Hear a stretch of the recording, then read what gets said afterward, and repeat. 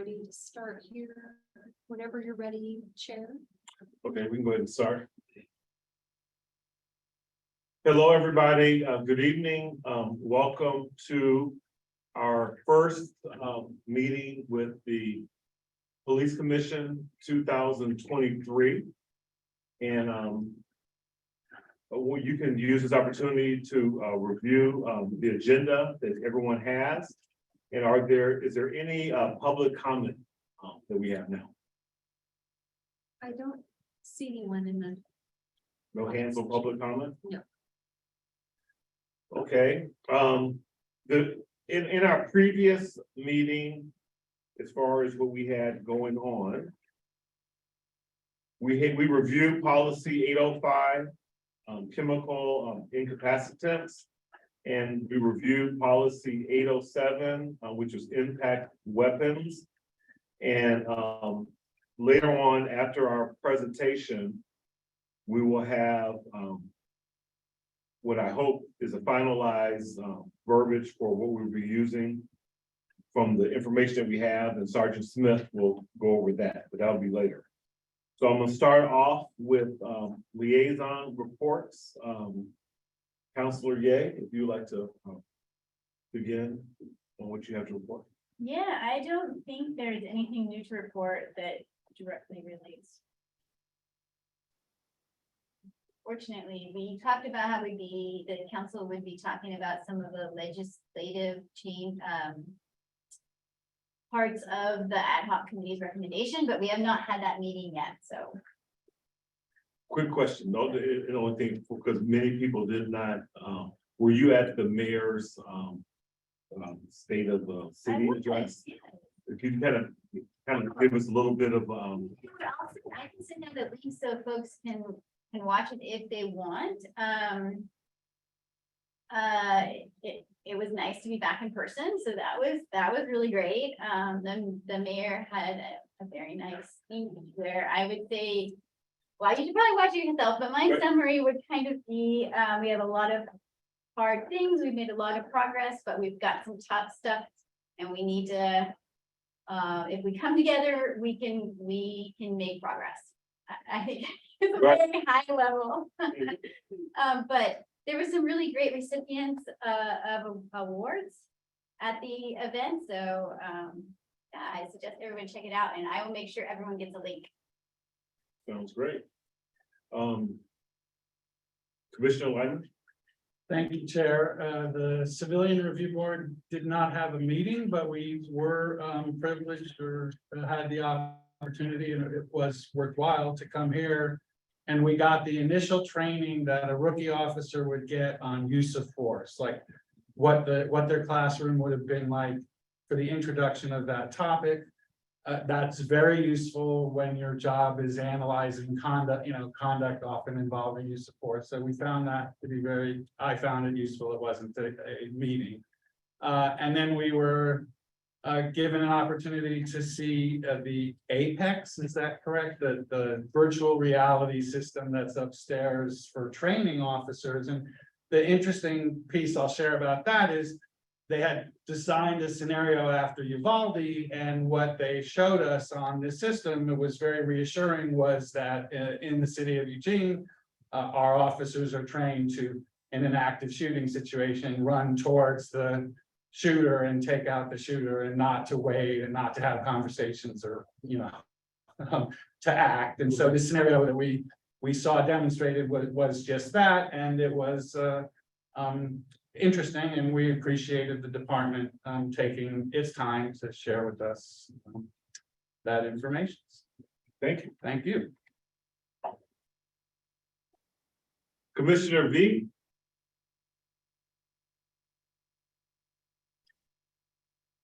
Hi, Mr. Chairman. I don't have any comments. Thank you. Commissioner Mogart? Yeah, thank you, Chair Boggs. I don't have any comments this evening. Commissioner Shivers? Same deal. Looking forward to a meeting. Commissioner Hawkins? Thank you, Chair. No preliminary comments. Commissioner Booker. Hello, happy to be here. Good to see you, Chair. Everybody here. No comment. Commissioner Lemons in.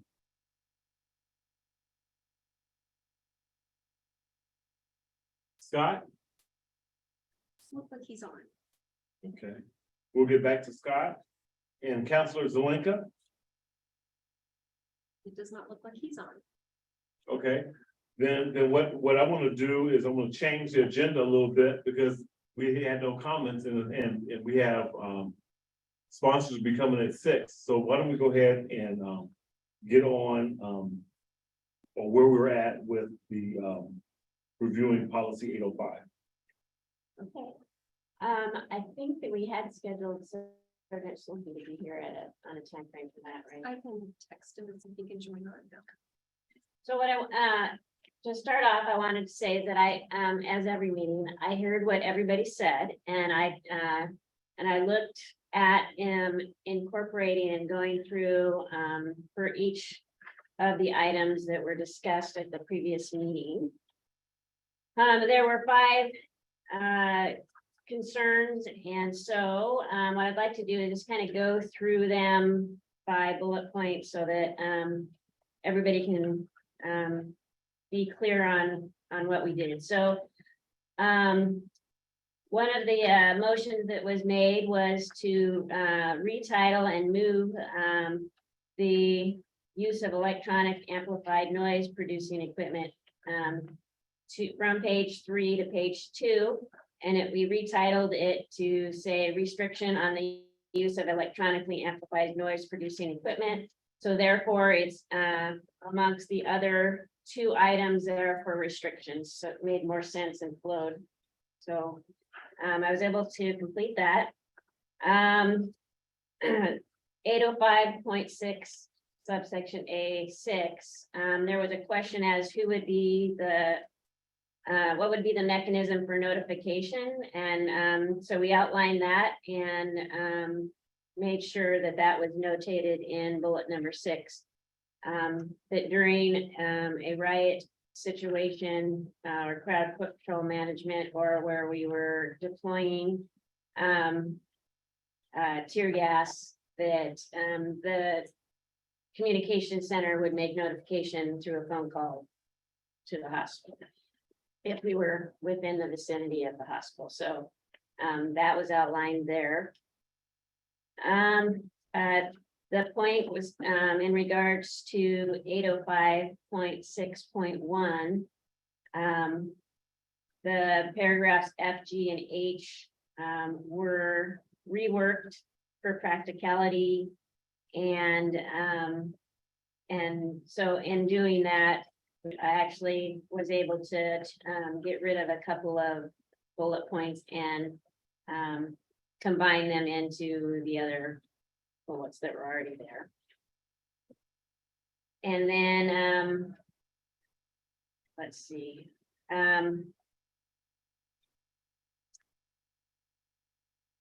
There was a request that perhaps maybe we should have a preamble and explain what the reason why we were going from the terminology of tear gas. I attempted to and added a few words into 805.3 to perhaps explain a little further why we are only referencing tear gas for accreditation and statute purposes, and why we're that terminology just doesn't fit and actually reflect the current amount of crowd management tools that we and tactics we're using. Lastly, there was concerns that if we were titling the policy chemical incapacitance, that we should refrain from trying to, and it was confusing that maybe the word irritant throughout the policy which needed to be cleaned up. I did review the policy for that. It was only referenced in one location, and that is in the definition of CS. I opted to not remove the word irritant in that location because I can't reclassify the chemical compound. So, but that is the only place that it's referenced. And then the last point that I wanted to make, and it wasn't discussed at the last meeting, but we currently have a vacancy in our Office of Professional Standards Lieutenant's position. And until that position is filled, and I don't have a timeline for that position being filled. So in the last paragraph under training, that will say that the operations support captain, in conjunction with the sergeants of defensive tactics training and range master, will ensure the annual training on use of chemical incapacitants munitions is offered to officers and supervisors. So, does anyone have further concerns or additional points I want to bring up? I'm looking for any hands. Yes. I just want to say thank you, Sergeant, for being responsive, and definitely the restriction on the use of electronic, that was now it's suitable, is good as far as I'm concerned, and the rest of the changes I went through and looked. You're right, they classify irritant, these things are classified as irritants or corrosive, and so I believe, as we said last meeting, that we need to stick to the technical terms. So thank you, appreciate it. Thank you. Dr. Booker? Oh, yes, and when you referenced 805.6, she said that the term doesn't fit the practice. What you actually do or practice, correct? Oh, you mean in using the difference, trying to explain the term, why we were trying to not use and refer to it as tear gas, and we were referring to it as chemical incapacitants. Yeah, because my logic, and I don't know, but if you don't use, if it's a term that you don't practice, why not just remove it completely? I would love to do that, except for there are some reasons that we can't remove it is because for Oregon Association of Accreditation Standards, one of the standards says that we must have a definition of tear gas in our policies. And so therefore, I have to maintain it in there. It's also in one of the House bills. So for those purposes, we had to keep the verbiage in the policy. We would, if it was my vote, and I would just totally not refer to it as tear gas, but because we have standards that we have to prove and comply with. That's why we have the definition in there. Any more questions?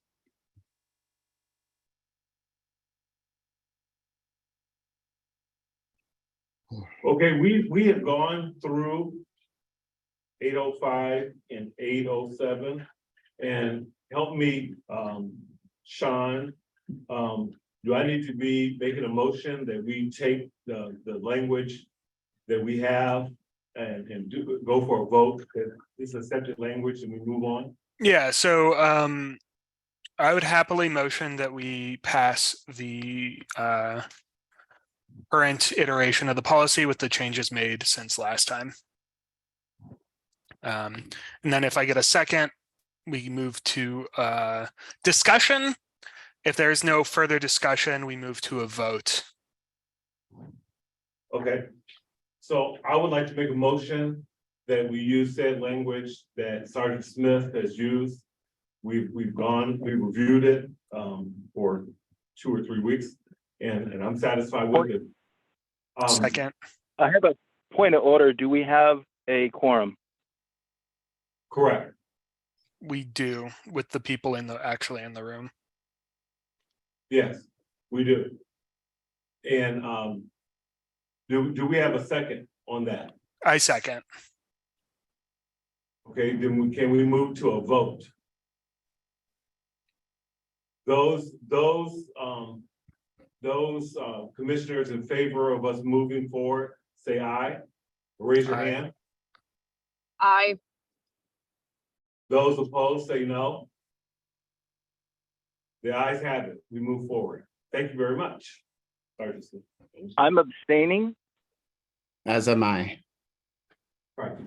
Oh, there you are. Okay. and so noted, we can put Lemon and Mozart as abstaining. But we're going past. Did you have a question, Commissioner B? Yes, Mr. Chairman, I just wonder if people have their videos off and they say, they announce their vote, how do you take account of, who voted? I looked at the eyes and there's only two that's abstaining, so I got that information I needed. Okay, just Commissioner curious. Commissioner Lemons let me know that he's having technical difficulties. He's not able to show his video. Yeah, we had more numbers in favor. I would have gotten more information, but I didn't need that. So that's where we're at. Now, I want to apologize to Commissioner Winbrock because I didn't let him do his opening comments. Do you have any opening comments, sir? No opening comments. I have a bit of a cold, so I knew that, but that wasn't the reason. I just flat out forgot you. Not a problem, Chair. Thank you. Now, for my opening comments, and I'm trying to figure out what to talk about for the next 15 minutes with sponsors will be here at 6 o'clock. But I do encourage, if you get an opportunity to look at the state of the city presentation by the mayor. And what I got out of it was things that we have been talking about here in this commission. One was she spoke, and you can look at it on your own, but she spoke about the mental health issues that we're having. She talked about the homeless, and she also talked about the increase in drugs. So, and she talked about a lot of things, but those are the three things that I took from that. So if you get an opportunity to have it, to watch it, and Councilor Ye says she'll send that link to us, I highly recommend it.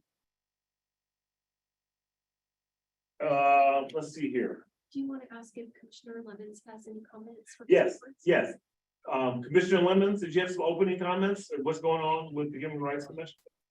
I don't have any opening comments. I will be fully transparent. I left my backpack at work and rushed here. So I will email you the HRC liaison update. And outside of that, no, I don't have any opening comments. Thank you. Thank you.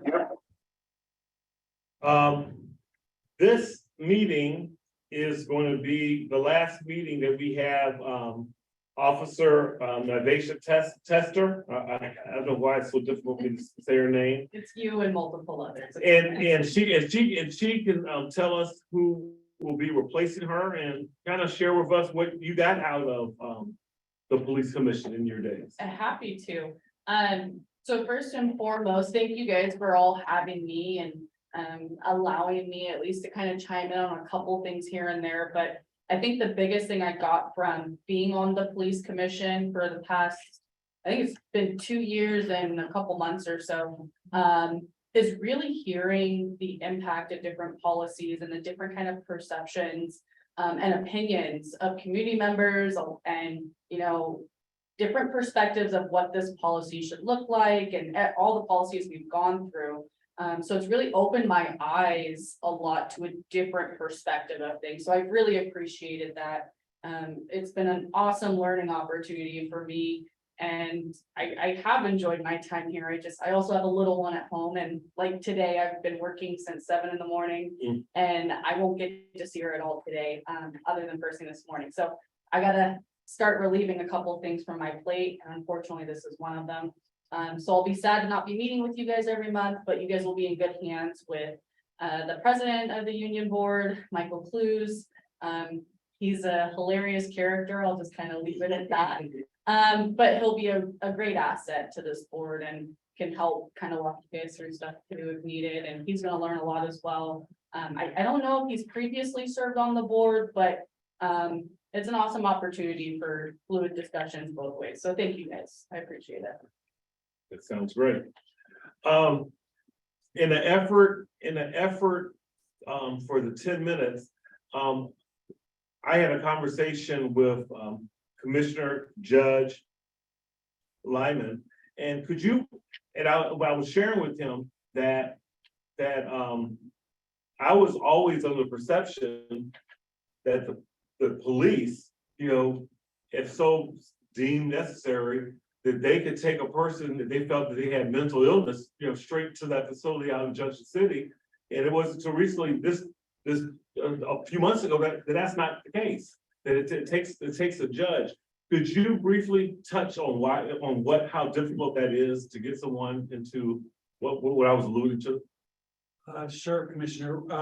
The standard that we had once talked about at a prior meeting was just that a judge would presented with someone being held on a crisis hold or Baker Act or whatever you want to call it. The standard is, are they a harm to themselves or to others? A substantial risk of likelihood of that. And it's very hard to say that you're typical, if there is such a thing, unhoused person, even with mental illness and screaming or behaviors that we find ought to be, this person needs help. That's not to the level of that a judge would say, I'm going to deprive this person of their freedom. I'm going to hold them against their will and send them to lock them up for, in a padded room. So I think it's not on the police. It's not so much on I respect that judges take that very seriously because it's serious, it's probably the most serious thing that, and so it really becomes, you can't force people off the street. You have to have the resources and the availability to treat them or offer them help and stuff. But at some time, as a society, it's just my personal view right now, we have to make peace with the idea that, not everyone wants to be housed, not everyone will get treatment or stop doing addictive behaviors, and just, we have to figure out a balance where so you can walk from your office to a mass at the church and not encounter all of this troubling stuff. But so I hope that it is a little bit of an answer to you for the difficulty that the whole system faces. Does anyone else have any questions about what we were just talking about? Or anyone wants to add to it? Any of their experiences? I have issues sort of with the broad strokes of that's being painted here, that every homeless person is a person that's going to act out or behave in a particular way, or that they don't want help. Really offensive to me to think that, and really offensive to think that they're not willing to accept any kind of help. And the the idea that that this is the way they all behave, that's shocking to me. And the other thing is, addiction is a sickness, and we don't treat it as such, but it's not something that somebody's willing to continue to do if they don't have the kind of medical help that's necessary to treat that addiction. That's all I'm going to say. Thank you. Commissioner Wimber, would you like to respond? I just want to say, I apologize if what I said came across as anything along the lines I was just stated. I'm simply saying that we encounter all sorts of unhoused people in our lives as we walk around, and it's I wasn't trying to categorize anyone or anybody. I was trying to respect their human dignity. So yeah, I apologize if it was I understand, and it's like you have a broad palette and it's mostly pastels, and if you put something that's neon in there, you're going to notice that first. But just the idea that we're not actually treating this as something that needs to be treated. It needs to be treated as one, as an addiction and a sickness, and two, as a moral failing on our part, by and large, I think. And the fact that we don't have the kind of services kind of speaks to what we're putting our priorities to. We're getting more services for what it's worth. Right. So that's why I said it was important to listen to the mayor's speech. Those are issues that we get out there. And by no means, people need assistance even before having to get to that point, out in Junction City. But we don't have that now. We really don't have it. Commissioner Winbrock, you had your hand was up. Oh, I'm good, but thank you. Commissioner Lemon? Same, I appreciate Commissioner Mogart's very poignant points. Thank you. Paul? Paul? Huh? Okay. All right, we have one person that we're waiting on from sponsors that's on his way, but what I will go ahead and do is read from our agenda. Our issue statement, background, and so forth. Our issue statement, this agenda item today is to provide the police commission with a general overview of Sponsors Inc., the police commission, listed reviewing of local agencies such as Sponsors Inc. and how they collaborate with the Eugene Police Department. As number 14 on their fiscal year 22, fiscal year 23 work plan priority. Paul Sullivan, who's on his way, is co-executive director, and Morgan Jaco is co-executive director. And they'll provide us an overview of Sponsors Inc., followed by time for questions and answers. A little bit about the background. Sponsors Inc. is deeply committed to being thought leaders and experts in the field of transformative reentry services. They offer a broad range of holistic support, including transitional housing, permanent supportive housing, employment services, mental health, counseling, and mentoring. The critical elements needed for people to begin rebuilding their lives after being incarcerated. Located in Lane County, Oregon, Sponsors Inc. was founded in 1973 by Sister Janice Jackson, along with passionate volunteers and community activists. Together, the group sponsored young men exiting the Oregon State Correctional Institution. These sponsors met individuals as they exited the prison gates, often with nothing more than clothing on their backs. The sponsors assisted them to find housing and employment and help with social readjustment. Beginning with 5 transitional beds, Sponsors Inc. has since expanded its housing programs to provide 242 beds to transitional and long-term housing across the 7 sites throughout Lane County. Sponsors' philosophy is rooted in the belief that people can and do change, and that each and every person is deserving of a second chance in life. Every year, Sponsor Inc. helps more than 500 people releasing from incarceration in their efforts to be productive, law-abiding, and contributing members to our community. So without ado, I'd like to do a warm welcome to Paul, Morgan, Lauren, and we also have Margaret Hallett, who was recently elected as a chair for our board. And just so everyone knows, I'm also a board member with Sponsor. So without further ado, Paul, I'll leave it to you. All right, thank you, Chair Boggs, members of the commission. For the record, my name is Paul Solomon. I'm the executive director at Sponsors. And let's start out. I think we have a slide deck here. If we can pull that up, that would be great. And just by way of introduction, I'll share that I've been at Sponsors for 22 years. I've been executive director for the last 12 years and transitioning out of that role. And I'm thrilled that we have Morgan Jaco here with us today, who is the new executive director at Sponsors. She comes with a breadth of experience, having worked in corrections for the past decade plus in the states of Alaska and New Mexico. And I'll also share that in addition to my work at Sponsors, I also am the vice chair of the Oregon Public Defense Services Commission. I co-chair the Governor's Racial Justice Council on Criminal Justice Reform and Police Accountability.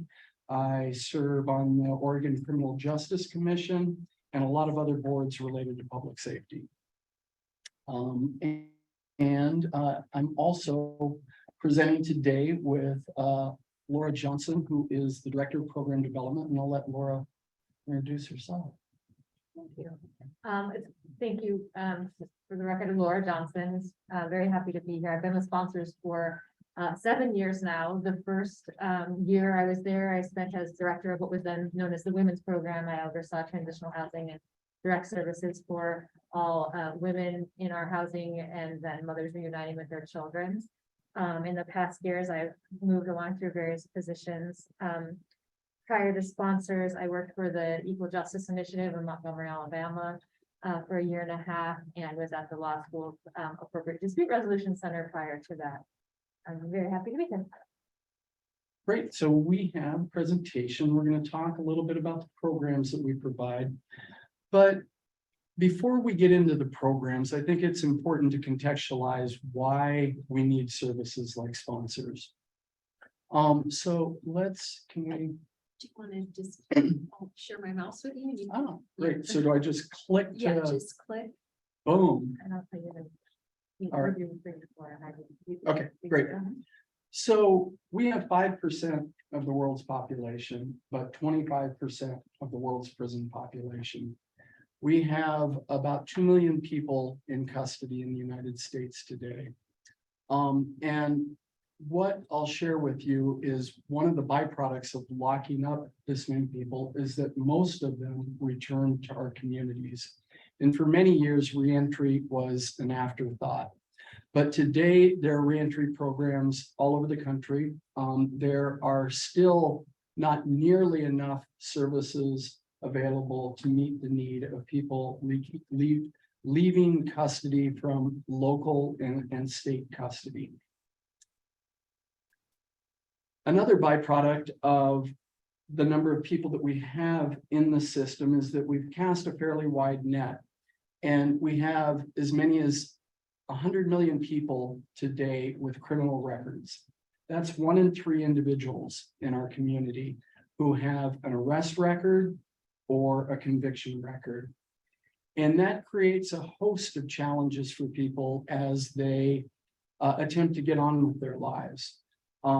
We know that having a conviction history, because of the proliferation of electronic records, can create pretty significant barriers for people in accessing housing, employment, social services. And I can speak from personal experience as a person who has a conviction history that's over 30 years old. And gratefully, I just had my record pardoned. I can say that, you know, for many people, they don't have the benefit of going through the process to get their records expunged. Very few people actually take advantage of the expungement process. And many people, despite having turned their lives around and met all of the conditions set forth by the courts, continue to experience barriers for years well beyond the time of their arrest or conviction. And we're also very aware of the intersection between poverty and homelessness and the carceral system. People who are homeless are 3 times more likely to be arrested than those living above the poverty level, though that's only about 11% of our population that live below that poverty level. I think what's particularly important for the work that we do is this recognition as well that people who are experiencing homelessness are 11 times more likely to face incarceration. And that's less because they're actually more likely to be committing crimes, but more likely because these are the people who are more likely to be under the lens of law enforcement just because they're so much more exposed as a result of their financial situation. We also see significant disproportionality with respect to race. At the national level, 1 in 3 Black male babies can be expected to go to prison in their lifetime. We know that water everywhere. And we have more Black individuals in this country on correctional supervision than we have Black people who were enslaved in the 1800s. And I have colleagues who I've worked with formerly, not at sponsors, who would often say that slavery didn't end, it just evolved. That's a true statement. Here in Oregon, we see those racial disproportionalities represented, but slightly different because we are a fairly white state. 1 in every 21 Black men in Oregon is in custody, is in prison. And when we look at that, the correlation, or not the correlation, the comparison between Blacks and whites in Oregon prisons, it's about 3.7 times more representation of Black individuals than white individuals as per capita, as represented by the local population. Black men made up, in 2020, Black men made up 1.9% of the actual Oregon population, but over 9% of the incarcerated population. So this particular slide takes a look at the use of sanctions in the state of Oregon. So when a person violates the conditions of their parole or probation, they are subject to in-custody sanctions. And what this slide looks at is the difference between whites and BIPOC communities and the number of days that they actually spend in custody. And it's broken out by risk level. And as you can see, at every level, BIPOC members of the community spent more days in custody. And so this is something that community corrections is acutely aware of and beginning to work on strategies to address this overrepresentation. Oh, there we go. Maybe. Oh, I think we went one too far. Yeah, that back? did. Yeah, can you go back one? Yeah. What's going on for me? It's not right. There we go. So this particular slide takes a look at the prison population. And if you take a look at the red line in the top slide, that is the watermark for triggering the expansion of Junction City. So a few years ago, you may recall that we were discussing building a new prison in Junction City at a projected cost of $600 million just for construction costs alone. So at the time, Governor Kulongoski convened a public safety task force to take a look at strategies to reduce what the green line was, which was the projection of prison growth at the time. And they came up with a number of strategies that ultimately made their way into House Bill 3194, which created some pretty modest sentencing reductions, as well as an early release program, short-term transitional leave, that allowed people to get out of custody up to 120 days prior to their release date for non-measure 11 offenses. Additionally, there were some property crime changes that impacted females in custody. And then you see the actual numbers, that's the black line. And during COVID, and as a result of ballot measure 110, you can see that we've had a pretty significant drop off. That number is starting to climb back up again. So we've gone from having about 15,000 people in state prison to about 12,000.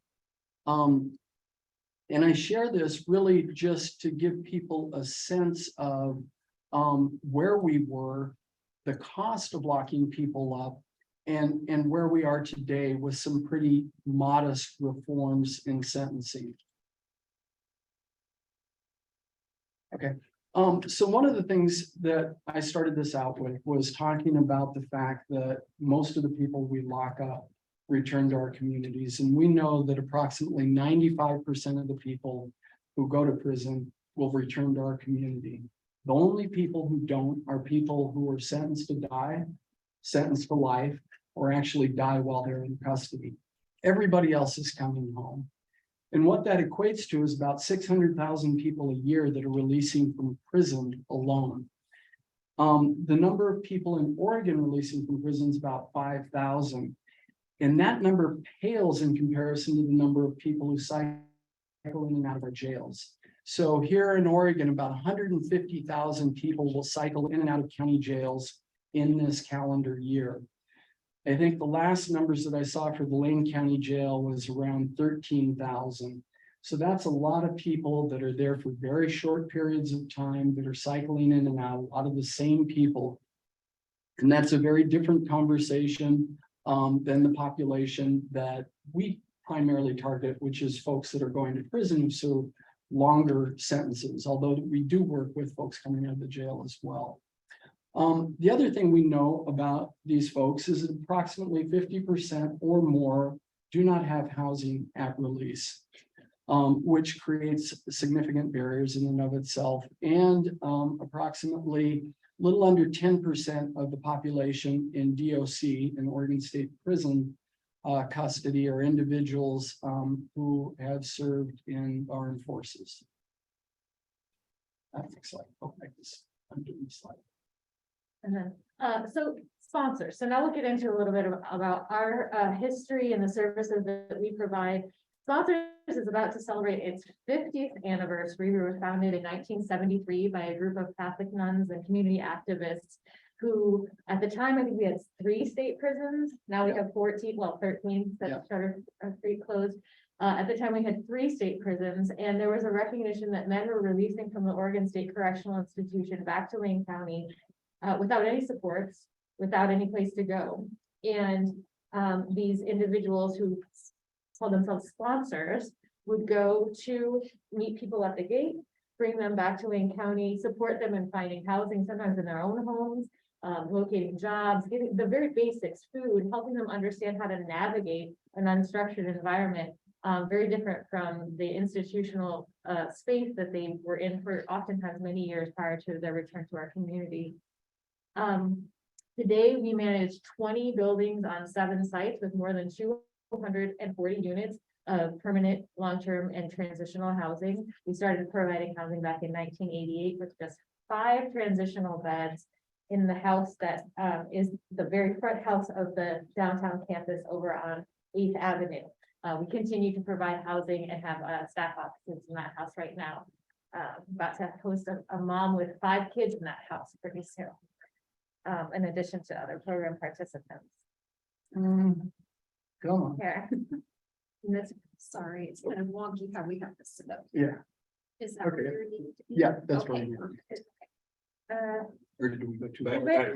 but actually, honestly, I think the only thing I need to say, well, if you can go back one, I think this one is nice to look at because these are some examples of, this is the OSET 14th, which is our what, it's all 1-bedroom apartments, 54 1-bedroom units built with low-income housing tax credits. We opened that property to tenants in 2017, April of 2017. We have residents who remain housed there, who are our very first tenants and will probably remain there for the entirety of their lives. They treat it with great respect. And one of the reasons I think that people are often, well, we believe deeply in providing housing that establishes a sense of dignity and conveys a sense of respect. And for that reason, people treat that housing as the gift that it is. And we believe it's their basic human right, but their basic human right can sometimes be just a roof over their head. And we really try to have places that are beautifully landscaped, that really should be the best and nicest place that they ever live. That people have a sense that they can rise into this space. It is a space that they are deserving of. Most of our housing, we have our transitional housing, we have 119 beds over the 2 campuses, and those campuses are staffed 24 hours a day, 7 days a week, 365 days a year.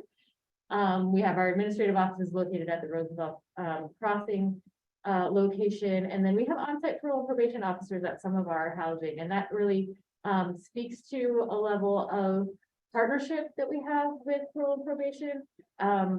They're not there to enforce anything in particular, but rather to be there as a more of an access point for participants who need to meet with their PO on a regular basis, have questions of a parole officer that they might ask someone other than their own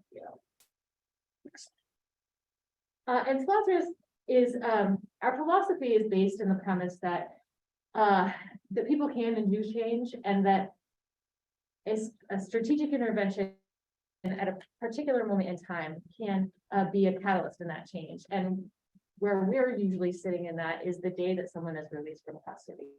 The day someone releases from prison, they do not ever want to go back.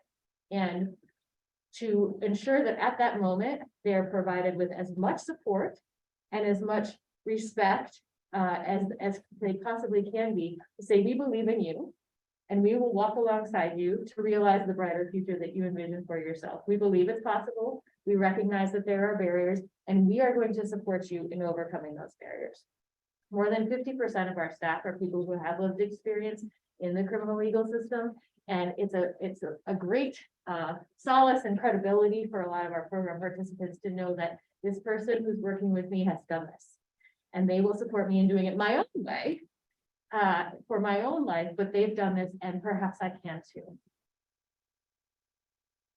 Yeah, I mean, Yeah. you wrote it, you gave it to me, but you do this one better. Oh, so, can you back up one? Yeah, so, the people we serve are folks that are releasing from custody with little more than the clothes they're wearing when they get out, which oftentimes is nothing more than state issued sweats. A plastic bag with all of their worldly belongings, which usually doesn't amount to much more than some personal letters, hygienic supplies, and maybe a couple $100 that they've earned while working for, 15-20 cents an hour over the course of their incarceration. They're really starting out with nothing. And I often ask people to imagine what it would be like if you had done something to wind up in jail or prison. You had too much to drink, you got in an accident, you hurt somebody, you wound up in custody, and you didn't have any family support or friends to help you when you got out. That's literally what it looks like for the people we serve when they start. It's a pretty daunting prospect to start out with nothing and have the hope and expectation placed upon you of being a law-abiding, tax-paying, contributing member of the community when you don't have a job and you don't have a place to stay. And so that's where our folks start out, and we really work to get people to a place of self-sufficiency in a relatively short period of time. They come into our programs, with all these hopes and dreams and expectations. And literally within usually around 90 days, folks are moving into their own housing with some form of stable income, drug and alcohol free, and in compliance with the conditions of their release. Next slide. So our target population are individuals releasing from custody who are assessed as moderate to very high risk to re-engage in the system. And we use risk assessment tools that are employed by the state to assess both risk and need.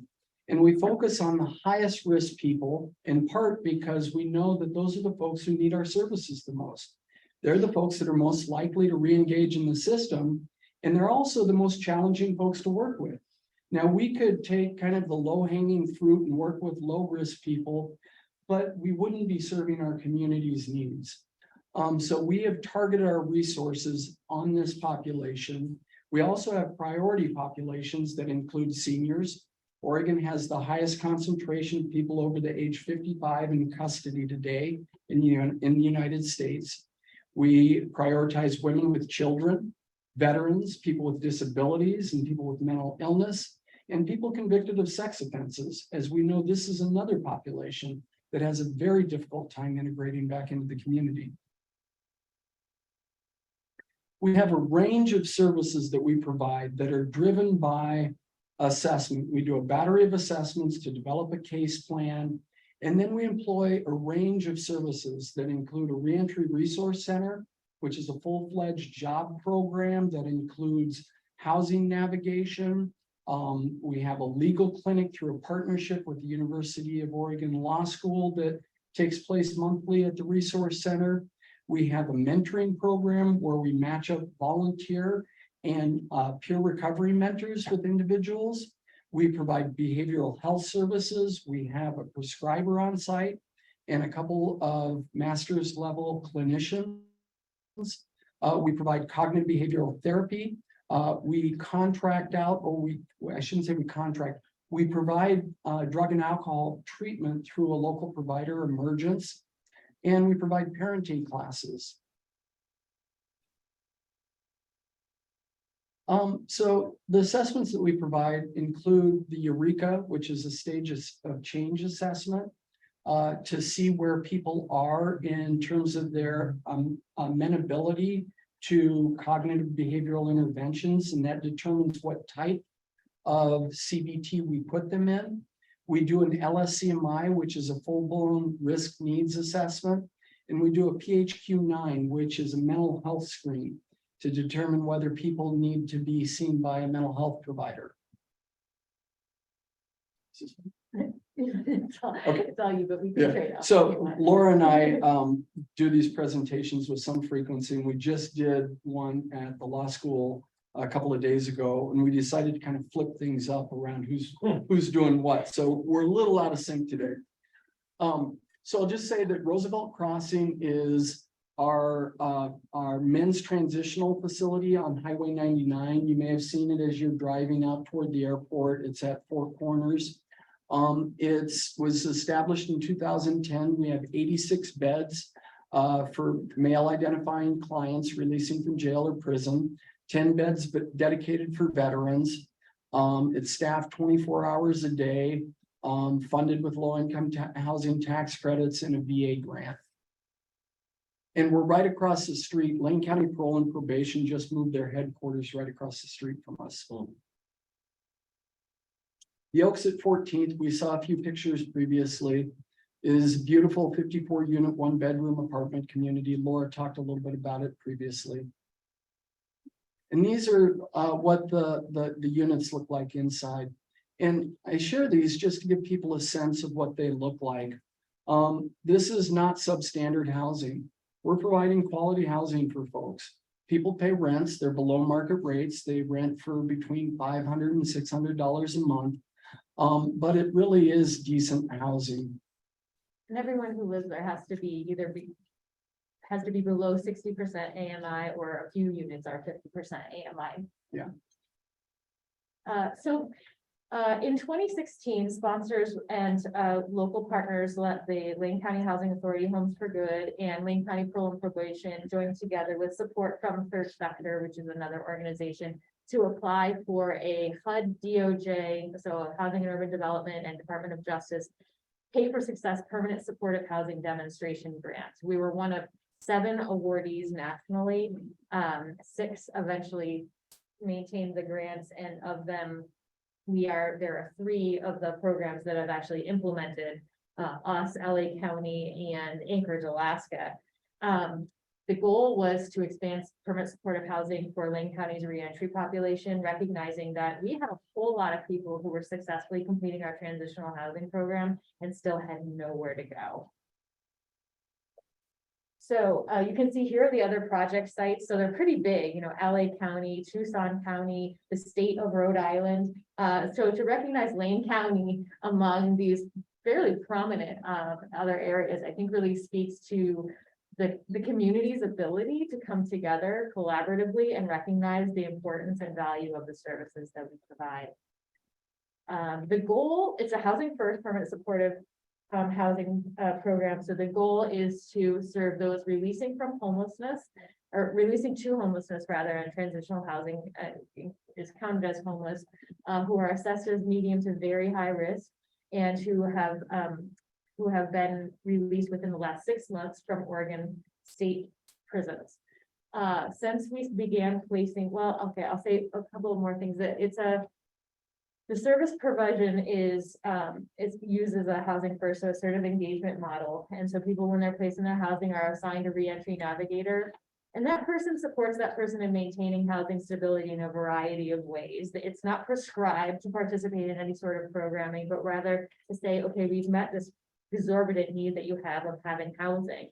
Now that you have that and a low barrier to access that housing, how do we support you in meeting the other needs that you might have? How can I walk alongside you? What resources might you need? And it's just regular check-ins from a rapport building standpoint. Since we launched the program in 2018. We have placed 189 individuals in permanent supportive housing. And it's mixed in terms of the types of housing. Oaks at 14th is one of the placements. We also have local preferences for public housing and affordable housing units through Homes for Good. We also have a local preference for Housing Choice Section 8 vouchers. So we're able to access top of the list Section 8 vouchers for people in our program and support them in utilizing those vouchers. And that was a really important learning piece for us. A subsidy is not housing. And so when we first got those vouchers, we said, great, you have a voucher, now go and find housing. Not so. We've developed some pretty excellent tools within our program to teach people and guide them how to anticipate a denial, how to appeal a denial, how to write and request a reasonable accommodation. About 20% of the people in this program are utilizing Section 8 vouchers in the private market. And I think that speaks volumes to our ability to establish positive relationships with property management companies who are willing to rent to folks despite the fact that they have a felony conviction. In terms of the program outcomes, so there's a third-party evaluation happening, a longitudinal evaluation that assesses a number of things, but the primary metrics being ongoing housing stability and one-year felony recidivism. They also do quarterly qualitative interviews to better understand a variety of other data pieces. As of the last data report, 89% of the 189 people we placed in housing remain stably housed in some sort of a supportive housing unit, and about 8.9% have been convicted of a new felony offense. That's a reduction in recidivism of about 80% for this population. Yeah. And I think the applause goes to the population, and it goes to the fact that we were able to provide this housing to the partnership. Really, these are people who are intrinsically motivated to change their lives, and they're lacking basic resources to be able to effectuate that. And so, well, we can say, we are often lauded, and I appreciate the way that the partnership and collaboration is. I think it just speaks to that as sort of a no-brainer situation that we just need to provide some very basics for people, and they can actually really change their entire lives. Yeah, I think that it's hard to overstate the importance of this particular evaluation. We've known for years that housing makes a big difference. But it's one thing to have anecdotal experiences. It's another thing to have a third-party evaluation with a control trial that empirically says we are reducing recidivism by 80% for the highest risk population. I mean, we're hitting the ball out of the park here. And the fact that the vast majority of these folks 4 years down the road are still stably housed and are no longer back in the system speaks volumes to the reasons why we need to create more housing programs for populations like this. So we also have housing at our downtown campus for female identifying clients, including specialized housing for women with children. We have 28 transitional beds and 5 beds for, not 5 beds, but 5 units for mothers that are reuniting with their kids. And we provide the same scope of services for all genders in our program. So cognitive behavioral therapy, drug and alcohol treatment, parenting classes. This is a newer project that we completed construction of a couple of years ago. These are tiny homes that we built on a piece of property that we own behind our Roosevelt Crossing facility on Highway 99, located on Iowa and Elmira. Go to the next slide. You can see some pictures in this next slide of the units, and these are really small. They're 300 square feet, but they have lofts, they have kitchenettes, their own private bathroom, and they're really ideal for single individuals who may have been locked up for a long time, would benefit from additional support by being near our main campus.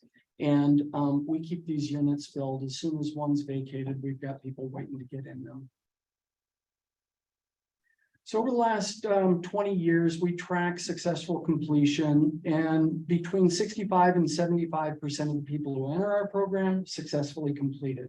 And what that means is, again, we're talking about people walking in homeless, indigent, high risk.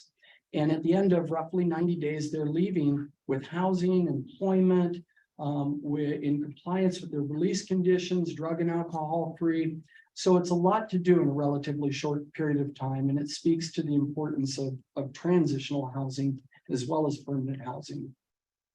And it's a significant number. Each year we serve about 600 individuals in our transitional housing program alone. And an additional about 1,500 people in all of our programs combined. We've got a really diverse staff, and it's one of the things that we're most proud of. We encourage people with conviction histories to apply for jobs.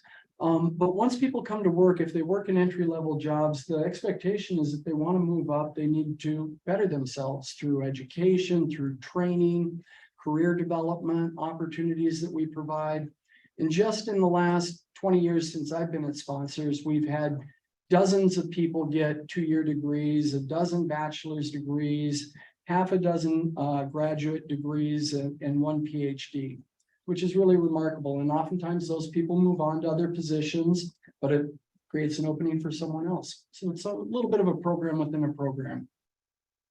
And I think that's the end of our presentation, but we would be welcoming any questions or comments you might have. Let's see, I'll look for hands. We'll get the presentation off the screen and see the people. Okay. What's happening here? Oh, hold on a second. Chair Boggs, I'll wait my turn, but please consider my hand raised. I'm driving back from the Portland airport. I just got in from Utah this evening, so I am not going to look on my phone to find the hand button. Go ahead, Commissioner Hawkins, why don't you start us off? Do you have a question? To the folks, I do. To the folks from Sponsors, thank you so much for such a thorough presentation and the explanation. I would like to know more about how current inmates, currently incarcerated folks, learn about your program. How do they apply for it? What is the acceptance process? I think great question. We've been around long enough that there's a whole lot of word of mouth going around in prison about us. But also we conduct reach-ins. Those were on pause for a bit during the pandemic, but we've just resumed reach-ins. So we go into each releasing facility at a 6-month cadence. And so we were just at Coffee Creek and Sandy Am and OSCI early or mid-December. We'll be going to Oregon State Correctional or OSP, Oregon State Penitentiary in March. We go in and we share information about our programs. We provide applications and we also provide information about our mentorship program so people can apply in advance of release at that point. We put on call out everybody who's going to be releasing to Lane County in the next year. So some of them have already applied and have secured a bed, and others may be just learning about us. The release counselors also know about Sponsors and are pretty familiar with the eligibility criteria, which basically is you're releasing to Lane County, you'll be on Lane County supervision, and you have less than $5,000 in assets. And then there's of course the risk assessment, which we do on our end. The other piece is that people often are securing beds years prior to their release. We have some people who are about 20 years out who have written us to say, this is my release date and I want to come to Sponsors. And they'll write to us and they request an application. We have a very basic application, but it allows us to collect the necessary information and then also to be able to provide some information about our program. Here are the requirements of this very voluntary program. We'll expect you to adhere to these program requirements should you choose to come here. The other way that people come into the program is through different contracts we have. And I should say that most of our funding comes through government contracts with Lane County, the state of Oregon, the VA, the Bureau of Prisons. We take federal prisoners as well as state and local folks. But we work with drug court, we work with mental health court, we work with Veterans Court, the 416 program, which is people convicted of property crimes. So we get referrals from those programs in the jail. And we also get referrals from parole and probation officers for people on their caseloads. Commissioner Lemon? Thank you, Chair. And thank you very much, Mr. Solomon, for that great presentation. I wish my camera was on because you would definitely recognize me, but I wanted to shout you out for being quite a leader in the field. You being a front door assessor for Homes for Good has quite honestly inspired a lot of other nonprofits to do the same. The quality of housing that you provide to people, I think the city could certainly learn many lessons from what you've been doing. Your peer model, the fact that 50% plus people have been through the same kind of stuff, I think that is absolute leadership. Oregon is leading in the peer support model program, and then I think you're a leader of that. So thank you for furthering that and the holistic approach to getting out of it or to anything. Honestly, I appreciate that, and therefore, your recidivism rate it has to be one of the best in the country, and I really appreciate you putting in so much work. I was part of the mentorship program for a couple people, and I saw all of the support you provide, and it's quite amazing. And then you giving the credit to the people instead of to your organization. I just wanted to that hit me hard. So I had three brief questions for you. Can you briefly speak about that mentorship program? Because that's a great way for citizens to get involved. And then how can the police commission help you further your goals and mission? And kind of piggybacking on that, how can local residents help as well? So thank you. Yeah, those are really great questions. So I think, one of the things that we've tried to do in recent years, for a long time, sponsors flew under the radar. We didn't try and draw attention to ourselves. We had a fairly small program, and, one bad thing that happened that would wind up on the 5 o'clock news could have been, disastrous. We've been around for 50 years. We're established, we're widely respected. We are an integrated and integral component in the public safety landscape in Lane County. And we're trying to kind of raise awareness and attention of these issues. So opportunities for us to speak publicly, to engage with neighborhood community groups, to speak at Rotary clubs are all ways that I think we can help educate the community about the importance of the services we provide. In terms of the ways the police commission can support the work, that's a really interesting question. What I will say is sponsors at its core is an advocacy organization. Yes, we're a service provider, but we didn't get here by just saying, hey, we got housing, come and give us money because this is a great thing. We had to advocate.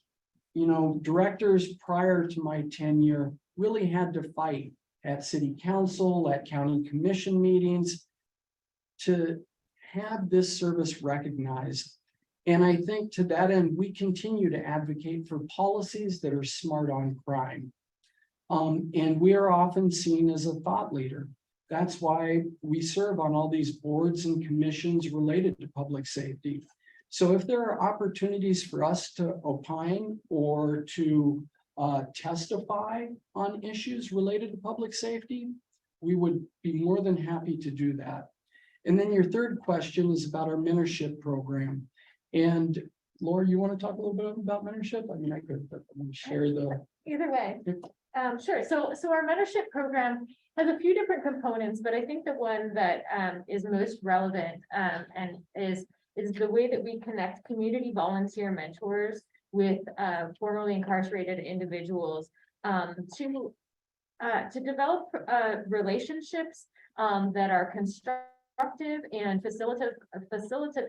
That's a stunning word of recreation, of learning the broader community, helping people just have somebody they can talk to, turn to, do fun things with after they're released from prison. We establish those relationships sometimes 3 months prior to an individual's release, so they can really begin to get to know one another through letters. We also will support financially video visits, and sometimes people even are going back into the prisons now to have in-person visits with their mentees prior to release. The expectation is spending about 4 to 6 hours per month together. And we do our best to really match people who have some shared interests, who might mesh well together. And so the mentorship program collects a pretty robust application information from both sides.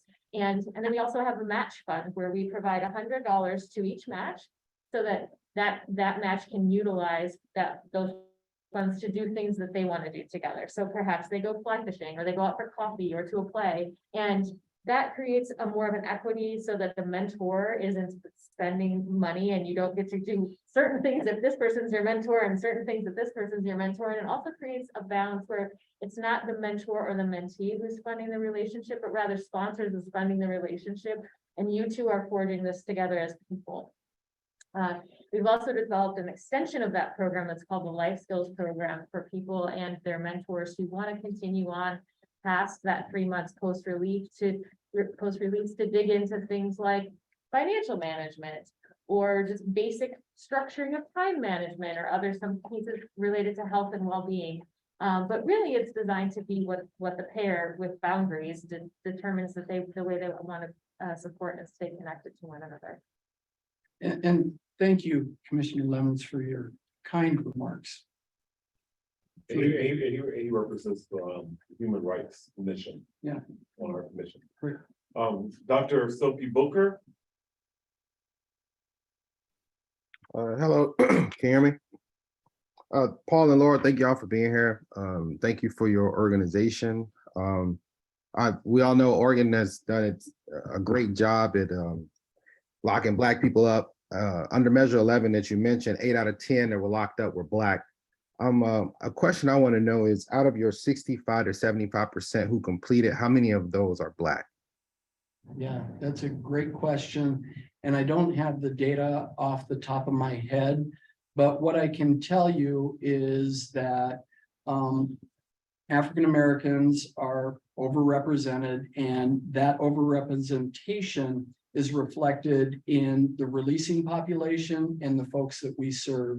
I would expect that the success rate for Blacks would mirror that for our other participants, but I would be hesitant to make that claim without actually taking a look at the data. So happy to follow back up with you on that. Yeah, I would love to know. I work with other political components on the Oregon Commission of Black Affairs, and I would like, I think your program should speak to our board if you haven't, because I think this widely affects Black Oregonians. Your program could be a big benefit in helping that transitional period for the prison population of Blacks that have been incarcerated in this state. Oregon has really done a really good job at keeping its Black population at bay, either eliminating it or locking it up, from its exclusionary laws to its sundown laws to, and they've always, and it's no secret that they've used the police to be their strong arm in locking up Black Oregonians. So I'm glad to hear you say that we can help you by making real policy, and that's good to hear. I also be interested in hearing, Laura, you said you work with the Equal Justice Initiative in Alabama. I'm really curious to hear how you have had differences in, or what you see differently with the Black population in Alabama with the equal justice and the Black population in which you have a direct hand in helping transition out of the prison system. What do you see as the biggest change that needs to happen in this state in order to rectify this issue? Wow. Well, first, thank you for your service. I think we'd need to have a separate conversation for me to talk to you about the differences that I have perceived between Oregon and Alabama. And of course, that's one person's very privileged perception. So I would also be sensitive to that from anyone's perspective. But I think one piece that I could offer is that because Blacks are more broadly recognized in the population in Alabama, there is in some respects a greater reckoning surrounding the deep legacy of racial terror in that state and its relationship to the carceral system. I think Oregon has only just begun to awake to some of that. I mean, there are people who have been awake a long time, but from the broader population's perspective, I think that Oregon largely thinks of itself as a rather progressive state. And in some respects we are, but in this respect, we are so far from progressive. And so that's the primary difference that I have perceived myself. And then in terms of, gosh, there was a second part and to your question, but What we could do to kind of address some of the I think, issues. yeah, I think some of it is historical. I think some of the things that you spoke to of being a sundown state, of being an exclusionary state, of we have people who come up with their housing deeds and recognize that actually in the language of the deed, it says that a Black person cannot own such property. I mean, we have all of these things that were codified. I mean, we only just now took out of our state constitution language that says people can be enslaved so long as they've been convicted of a crime. Right. And so to continue that awareness, I think will continue to further that change, and also to recognize that it doesn't matter if it's a small percentage, it is damaging the entire state's community, regardless of whether you're a member of the BIPOC community. Yeah. It's damaging all of us. And I definitely see it because I work with a lot of the kids here. And I see it, a lot of the single family homes, and a lot of them children are Black that come from these homes, and there's no cultural support system here whatsoever. The Latino community is doing really well. They've jumped from 6 to 12. I think they're almost at 18% population, and they're growing, which means that they've been able to sustain and put into practice cultural stability for themselves.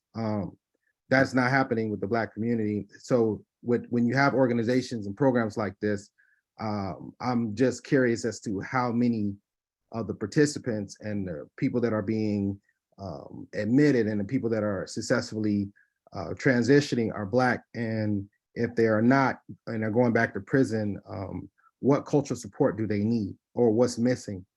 And I think this is something through our own diversity, equity, and inclusion work that we're taking a good hard look at. What are we doing to provide the type of services that BIPOC members of our community deserve and need when they come to sponsors?